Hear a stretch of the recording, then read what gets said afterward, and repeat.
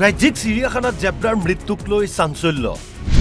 কৰ্তৃপক্ষই মুখ নুখুলে জেব্ৰাটোৰ মৃত্যুৰ সন্দৰ্ভত কৰ্তৃপক্ষৰ ভুল আৰু হেমাহিৰ বাবেই মৃত্যু হোৱাৰ অভিযোগ জুৰ ডিএফঅ'গৰাকীক বাৰে বাৰে ফোনযোগে যোগাযোগ কৰাৰ পিছতো কিন্তু ডিএফঅ'গৰাকীয়ে কোনো ধৰণৰ মন্তব্য কৰাৰ পৰা বা সাক্ষাৎকাৰ দিয়াৰ পৰা তেওঁ বিৰত থাকিল তাৰ বিপৰীতে তেওঁ কেৱল এটা মন্তব্যই কৰিলে যে জেব্ৰাটোৰ মৃত্যু হৈছে ৰোগৰ কাৰণে এক অচিন ৰোগত জেব্ৰাটোৰ মৃত্যু হৈছে ডিএফঅ'য়ে ফোন ৰিচিভ কৰে কিন্তু কেমেৰাৰ আগত কথা নকয় কাৰণ এটাই ভয় ডিএফঅ'য়ে কয় অচিন ৰোগত মৃত্যু হৈছে জেব্ৰাটোৰ কিন্তু আমাৰ স্পষ্ট কথা কৰ্তৃপক্ষৰ হেমাহি আৰু দায়িত্ব জ্ঞানহীনতাৰ বাবে মৃত্যু হ'ল জেব্ৰাটোৰ জু কৰ্তৃপক্ষৰ হেমাহি আৰু দায়িত্ব জ্ঞানহীনতাৰ কাৰণে মৃত্যু হৈছে এটা জেব্ৰাৰ এনবি নিউজৰ গোপন কেমেৰাত ইতিমধ্যে ফাদিল হৈছে এই সমগ্ৰ তথ্য ডিএফঅ ডক্টৰ অশ্বিনী কুমাৰে বিষয়টোৰ পৰা এক প্ৰকাৰ পলায়ন কৰিছে কিন্তু এনবি নিউজৰ অনুসন্ধানত ওলাইছে বিস্ফোৰক তথ্য কৰ্তৃপক্ষৰ ভুলৰ বাবে মূৰত আঘাত পাইছিল জেব্ৰাটোৱে এনবি নিউজৰ গোপন কেমেৰাত বন্দী হ'ল চিৰিয়াখানাৰ বিষয়াৰ ভাষ্য এই কিবা জেব্ৰাটা যে মৰিলে মানে কিবা বেমাৰ হৈ আছিলে নেকি বেমাৰ মানে এক্সিডেণ্ট টাইপে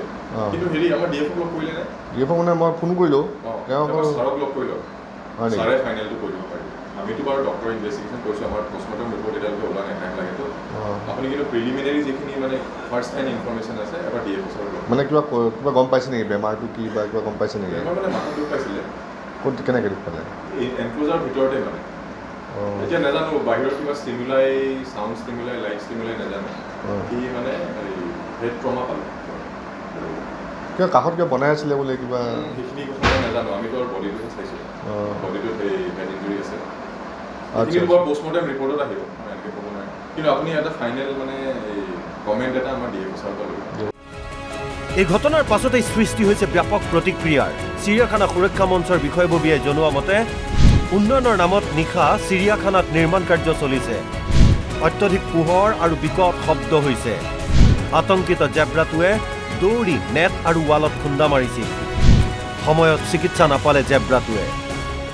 যোৱা পৰহি ঘটনাটো যিটো ঘটিছে খুব কৰুণ ঘটনা ৰাতি তাৰ ওচৰত বুলডোজাৰেৰে মাটি খান্দিছে বিকট শব্দত মাটি পেলোৱাৰ লগে লগে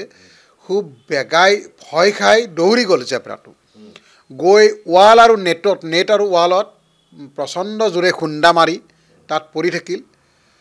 আৰু যদিহে ডক্টৰ থাকিলহেঁতেন ডক্টৰ বিগত 8 দিন ধৰি ডক্টৰ এজনো নাই দুজন ডক্টৰ এজনো নাই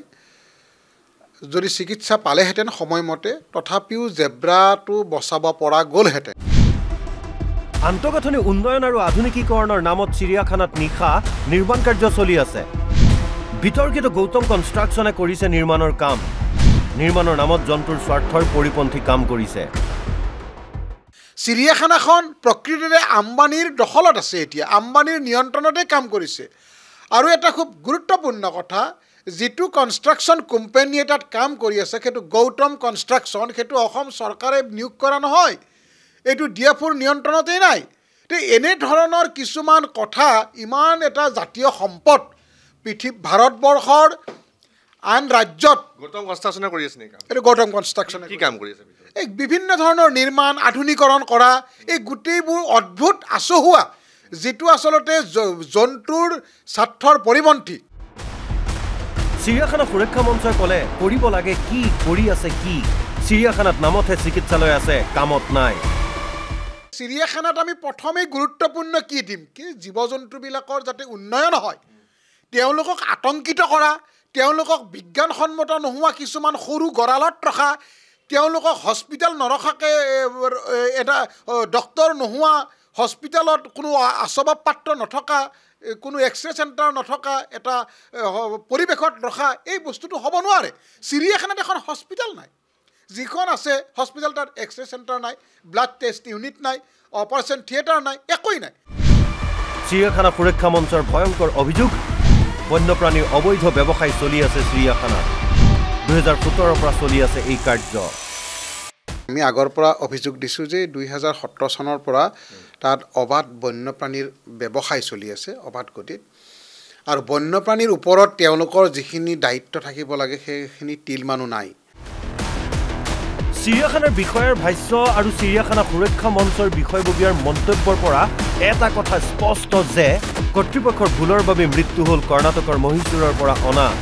4 বছৰীয়া জেব্ৰাটো নোহোৱা হৈ গ'ল এক অমূল্য সম্পদ।